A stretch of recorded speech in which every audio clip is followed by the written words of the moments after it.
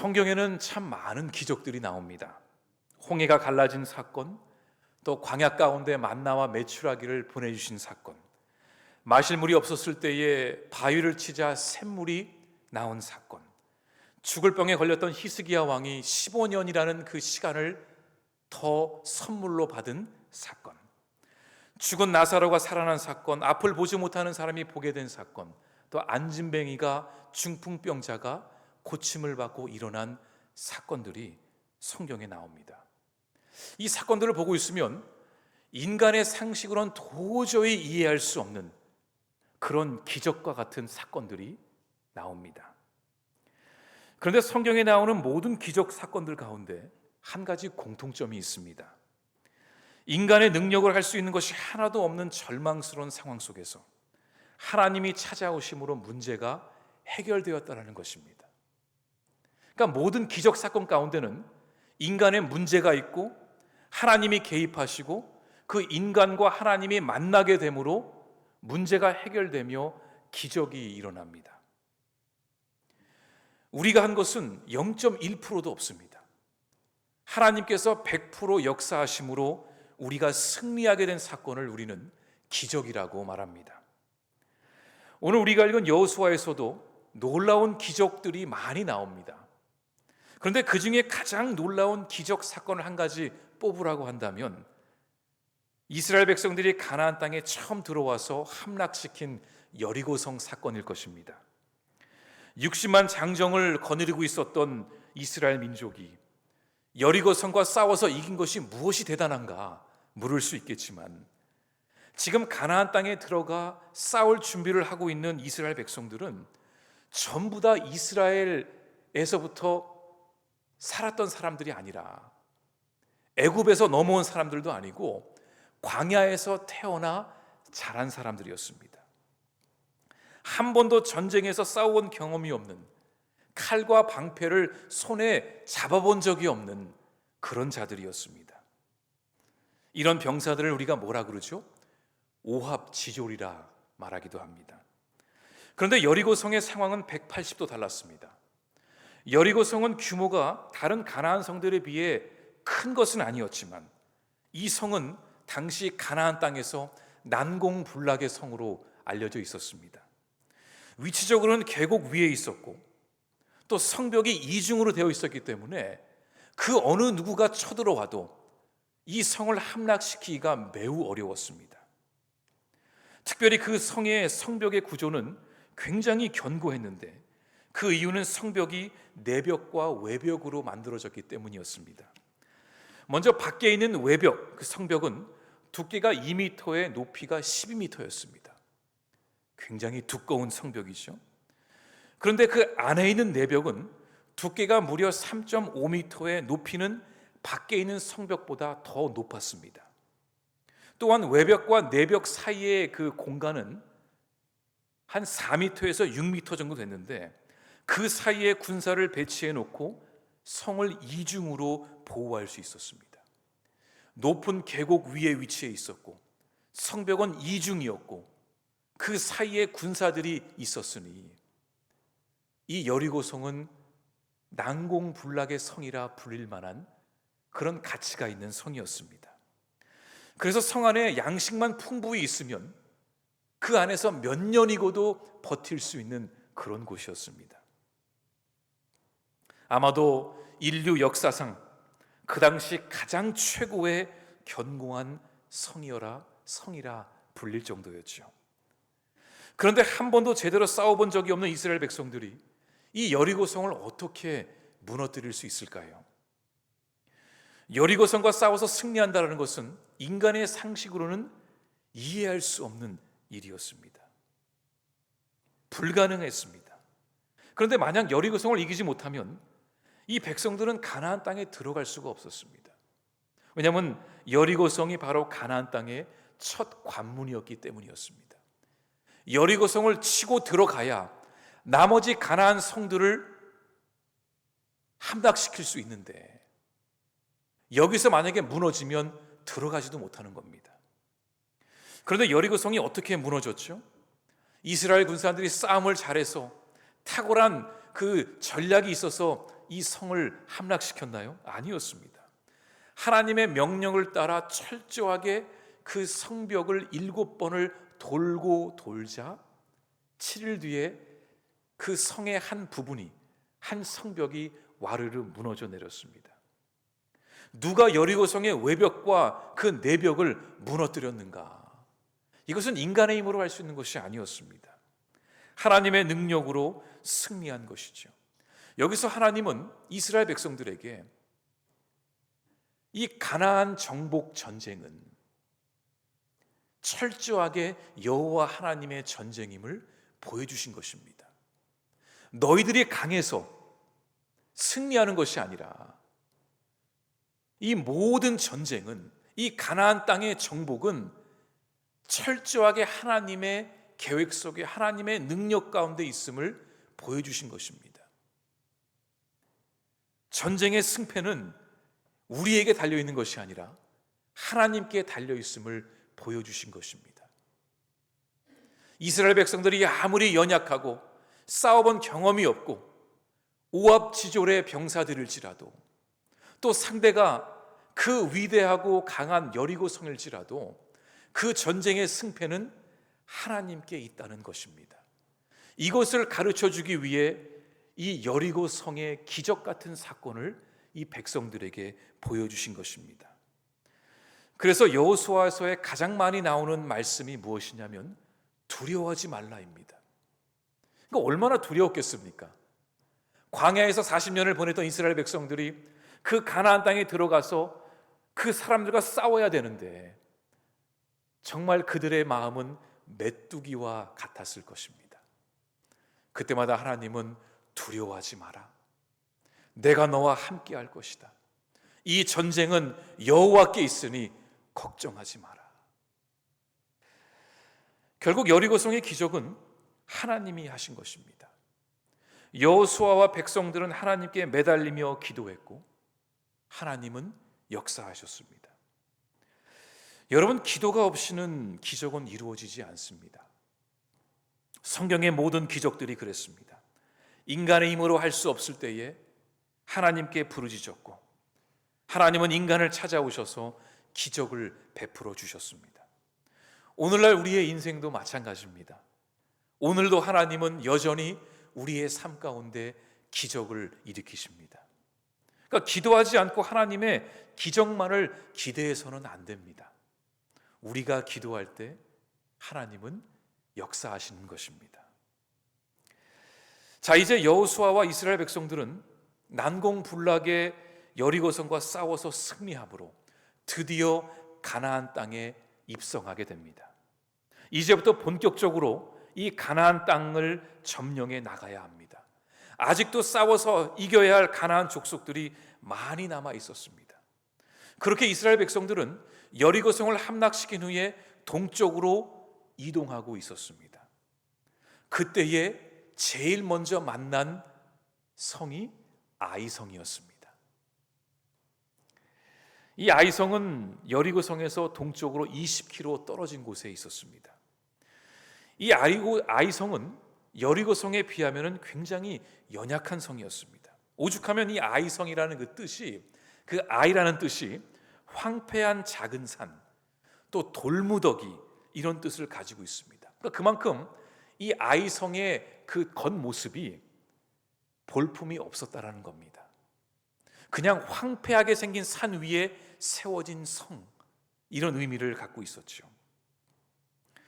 여러분, 혹시 우리 풀향기 교회가 이 세워져 있는 이 작은 산의 이름이 뭔지 아십니까?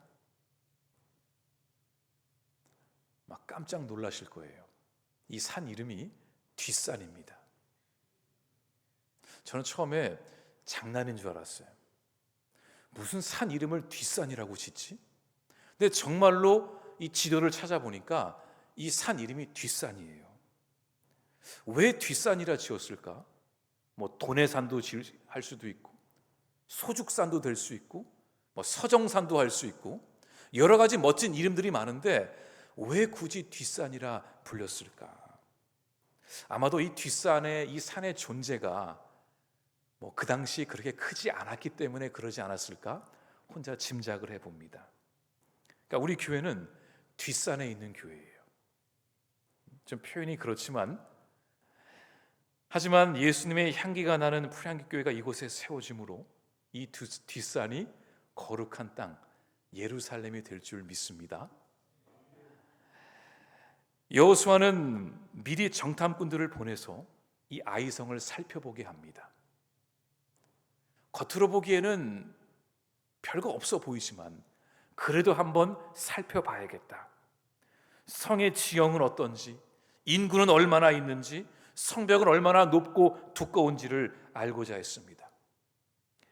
아이성을 다 정탐하고 돌아온 그 사람들이 여호수아에게 이렇게 보고를 했습니다. 그 내용이 3절에 나옵니다. 여호수아에게로 돌아와 그에게 이르되 백성을 다 올라가게 하지 말고 2-3천 명만 올라가서 아이를 치게 하소서. 그들은 소수이니 모든 백성을 그리로 보내어 수고롭게 하지 마소서 하므로. 장군님, 아이성은 여리고성에 비하면 메뚜기와 같습니다. 우리가 힘들게 다 나가서 싸울 이유가 없습니다.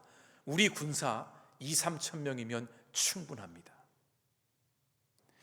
아이성은 견고해 보이지 않았고 그 성 안에 있는 인구도 10,000명을 넘지 못했습니다.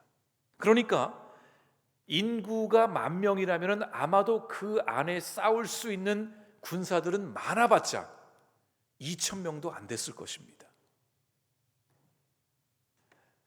그래서 정탐꾼들은 여호수아에게 소수의 군사들만 보내도 이길 수 있다고 확신했던 거죠. 그 보고를 다 들은 여호수아는 그 모든 소식이 매우 합리적으로 들렸습니다. 아이성은 작고 사람들이 많지 않으니 여리고성을 공격한 것처럼 우리가 총동원할 필요가 없다고 생각했습니다. 그렇게 긴장하지 않아도 된다고 생각했습니다. 그래서 여호수아는 이 아이성으로 3,000명의 군사만 보냈습니다. 그리고 더 나아가 본인은 싸우러 나가지 않았습니다. 군사들만 보내고 그는 막사에 머무르며 그 승리의 소식만 기다리고 있었죠. 그런데 이게 어찌 된 일이죠? 이스라엘 백성들이 처참하게 패배한 것입니다. 그냥 패배한 것이 아니라 그 패배의 소식을 들은 백성들의 마음이 녹아져 물같이 됐다고 했습니다. 그 내용이 4절과 5절에 나옵니다. 백성 중 3,000명쯤 그리로 올라갔다가 아이 사람 앞에서 도망하니 아이 사람이 그들을 36명쯤 쳐 죽이고 성문 앞에서부터 스바림까지 쫓아가 내려가는 비탈에서 쳤으므로 백성의 마음이 녹아 물같이 된지라. 그 성 앞에까지 갔다가 성문으로 쳐들어 들어가지도 못하고 그 앞에서 그냥 도망치기 시작했는데 나중에는 비탈길까지 내려가며 아이 사람들에게 공격을 당했던 것입니다. 제대로 싸우지도 못하고 무너진 것이죠. 이 소식이 이스라엘 백성들에게 얼마나 큰 충격이었는지 모릅니다. 패배의 소식을 들은 여호수아는 옷을 찢으며 이스라엘의 장로들과 함께 하나님 앞에서 엎드려 울부짖었습니다. 그런데 여러분, 전쟁을 하다 보면 이길 때도 있고 질 때도 있습니다. 이것은 우리가 충분히 감안을 해야 하는 부분입니다. 하지만 왜 이 사실이 여호수아에게 충격이었는가? 왜냐하면 여리고도 이겼는데, 그 대단한 여리고 성도 7일 만에 함락시켰는데, 그보다 훨씬 더 작고 보잘것없는 아이 성에서 이렇게 패배를 하다니 백성들의 사기가 땅으로 떨어진 것입니다. 크게 낙심했던 것입니다. 이제 우리는 어떻게 해야 되지? 다시 광야로 돌아가지도 못하고 앞으로 나가지도 못하고 이제 가나안 땅의 모든 족속들이 이스라엘 민족을 비웃을 것이 뻔했습니다. 여리고성을 이긴 것은 우연의 일치였어. 얘네들은 아이성도 이기지 못하는 애들이야. 이 여호수아의 마음속에 온갖 그런 낙심과 두려움과 절망이 찾아오기 시작했습니다. 그런데 여기서 우리는 한 가지 이 질문이 이렇게 찾아옵니다. 어떻게 여리고성을 함락시킨 이스라엘 백성들이 아이성 전투에서 패배하게 되었을까? 우리는 오늘 말씀 가운데 그 이유를 찾게 됩니다. 1절 말씀 함께 보겠습니다. 이스라엘 자손들이 온전히 바친 물건으로 말미암아 범죄하였으니 이는 유다 지파 세라의 증손 삽디의 손자 갈미의 아들 아간이 온전히 바친 물건을 가졌음이니라. 여호와께서 이스라엘 자손들에게 진노하시니라. 성경은 이스라엘 백성들이 아이성에서 패배한 이유는 아간의 범죄였다고 말합니다. 하나님께서 이스라엘 백성들이 여리고성을 함락시켰을 때에 그 성 안에 있는 그 어떠한 것도 취하지 말라고 명령하셨는데, 이 유다 지파에 속해 있는 아간이라는 자가 그만 재물에 눈이 멀어 금과 은을 몰래 빼돌린 것입니다. 그렇게 하나님의 명령을 어김으로 그 죄로 말미암아 하나님이 분노하셨다고 말하고 있습니다. 그런데 여러분, 사실 아간의 범죄는 이스라엘 백성들이 패배하게 된 표면적인 이유였습니다. 진짜 이유는 다른 데에 있었습니다. 이스라엘 백성들이 아이성 앞에서 패배한 진짜 이유는 바로 여호수아가 저지른 실수 때문이었습니다. 여호수아 6장까지 보면은 여호수아는 철저하게 하나님이 말씀하시는 대로 움직였습니다. 여리고성의 전투 앞에서도 하나님이 그 성을 7번을 돌라고 말씀하셨을 때에 인간적으로 볼 때에 도저히 상식에 어긋나는 명령이었지만 여호수아는 순종하며 따랐습니다. 그리고 아이성 전투와는 달리 여리고성을 7일 만에 함락하게 되었죠.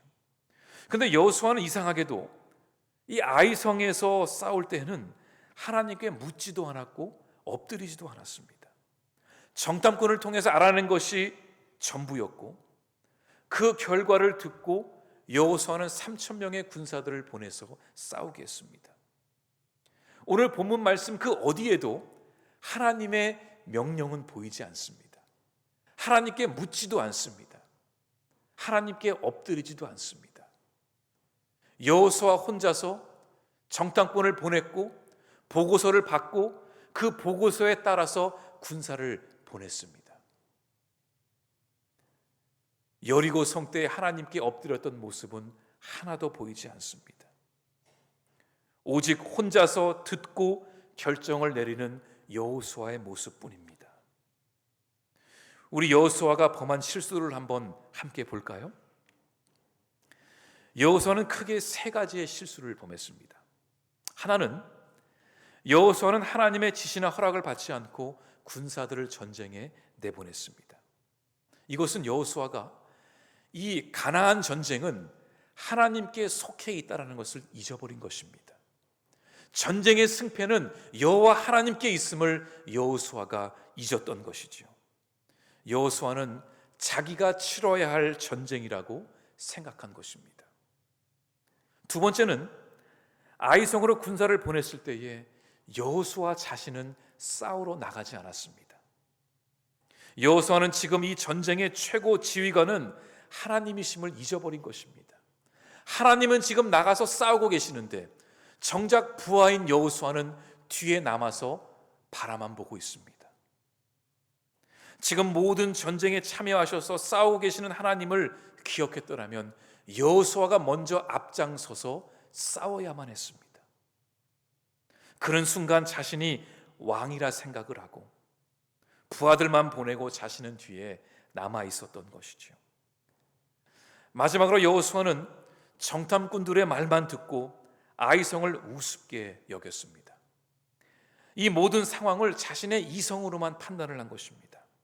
그에게는 60만의 대군이 있었습니다. 그래서 눈앞에 보이는 아이성쯤이야 우습게 보며 그 어떠한 전략도 세우지 않았습니다. 그냥 군사들을 보내서 자신의 힘으로 밀어붙이려고 했던 것입니다. 이 여호수아가 범한 3가지 실수의 공통점은 바로 여호수아는 하나님이 누구신지를 잊어버렸다는 것입니다. 그는 마치 하나님이 계시지 않는 것처럼 행동했습니다. 그런데 여러분, 여호수아가 어떻게 하나님을 잊어버릴 수 있죠? 바로 직전에 그 여리고성을 이겼는데, 하나님의 능력으로 말미암아 여리고성을 함락시켰는데, 그 여호수아가 어떻게 그 짧은 순간에 하나님을 잊어버릴 수 있을까요? 근데 그럴 수 있더라고요. 우리도 삶 가운데 놀라운 기적을 경험하고 순간 얼마 지나지 않아 하나님을 잊어버립니다.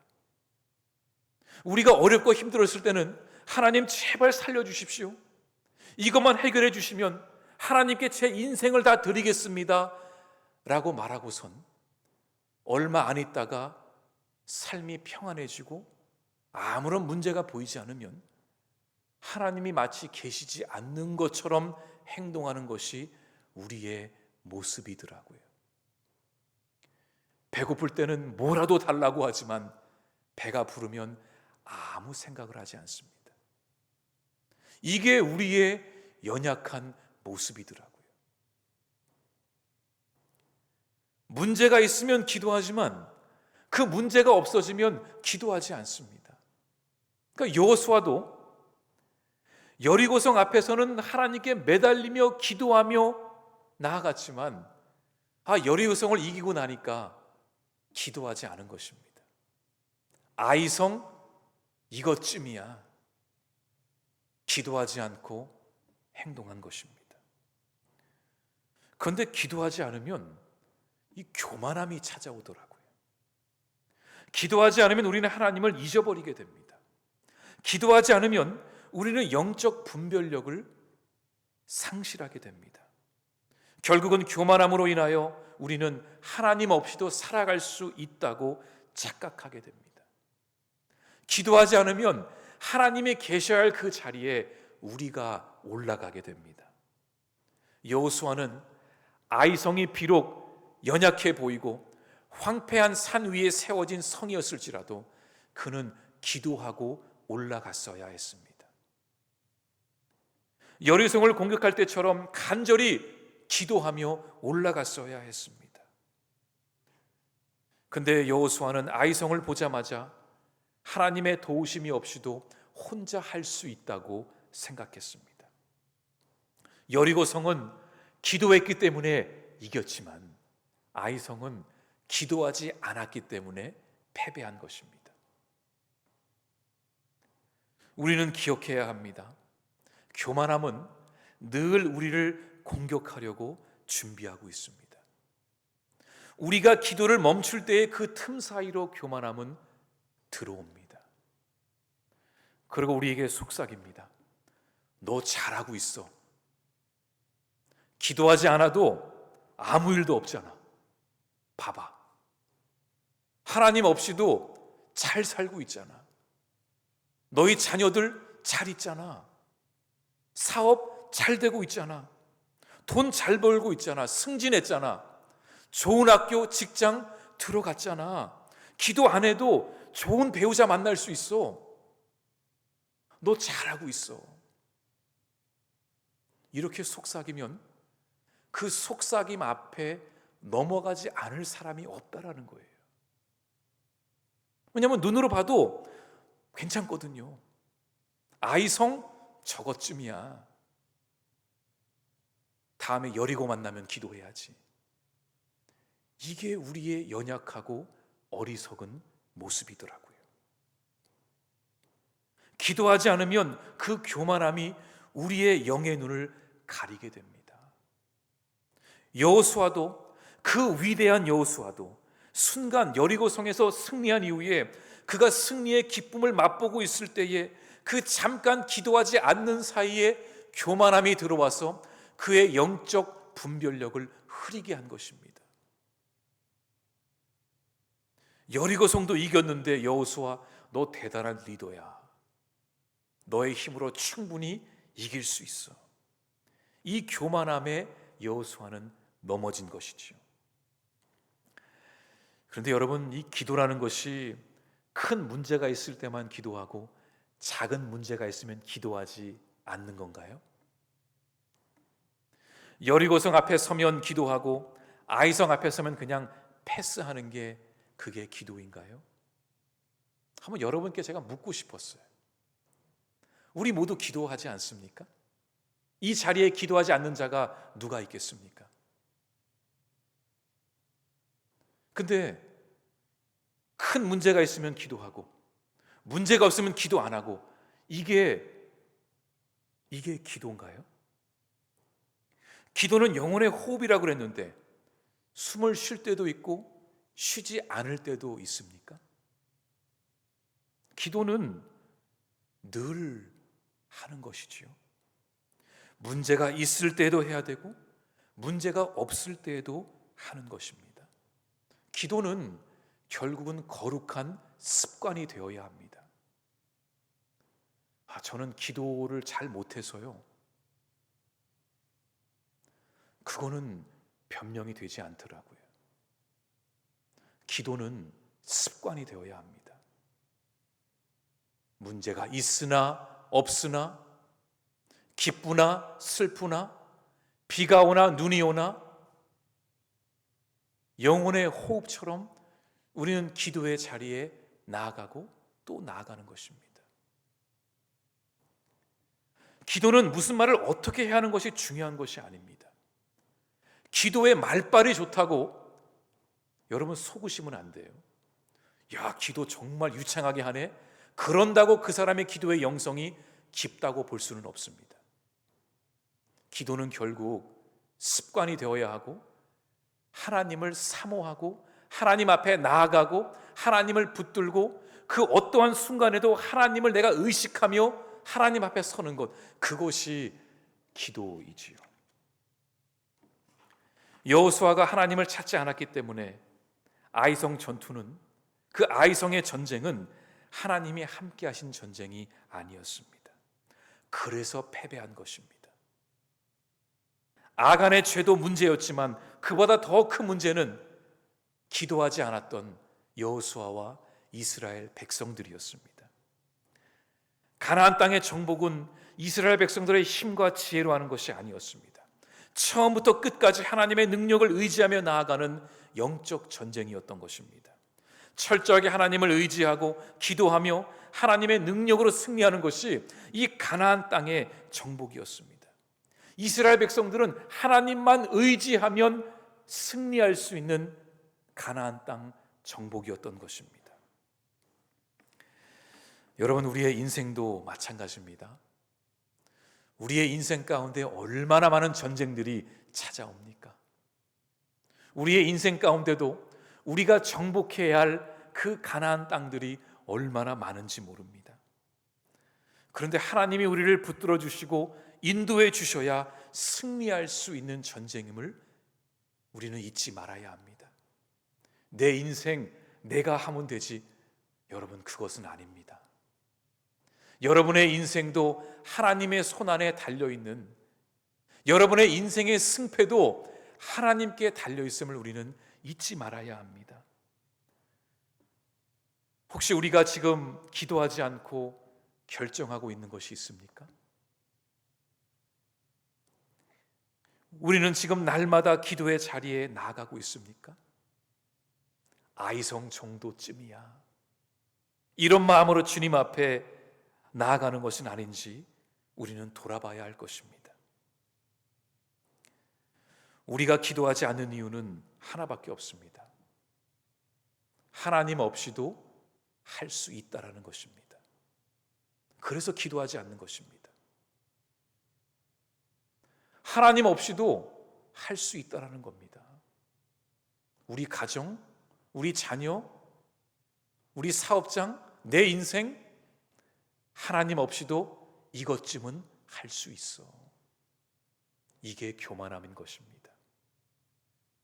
잘난 체하고 내세우고 그것만이 교만함이 아니라 그거는 푼수죠. 푼수. 진짜 교만함은 내 안에, 보이지 않는 내 안에 하나님 없이도 내가 살아갈 수 있어. 오늘 하루 주님 없이도 살아갈 수 있어. 그러니까 기도하지 않는 것입니다. 기도하지 않으면 교만함이 찾아오고, 교만함이 찾아오면 우리는 영적 분별력을 잊어버리게 되고, 기도하지 않으면 우리는 하나님이 어떻게 역사하시는지를 보지 못하게 됩니다. 우리가 기도할 때 하나님은 우리의 인생 가운데 역사하심을 잊지 마시기 바랍니다. 이번 한 주도 우리 안에 여전히 영적 싸움은 찾아오지만 우리에게는 이 기도라는 위대한 영적 무기가 있습니다. 영적 싸움을 어떻게 이기지? 오늘 하루 어떻게 내가 버텨내지? 이번 한 주 어떻게 살아가지? 기도의 자리에 나아갈 때 하나님이 힘을 주십니다. 기도해야지. 힘들어도 기도하고, 기뻐도 기도하고, 아무 일이 없는 것처럼 보여도 기도하고, 찬양하고, 말씀 보고, 하나님께 온전히 매달리며 붙들며 살아갈 때 우리는 성령 충만함으로 나아가게 될 것입니다.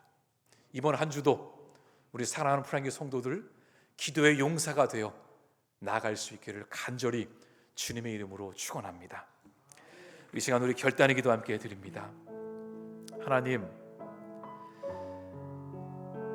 기도의 자리에 나아가게 하여 주옵소서.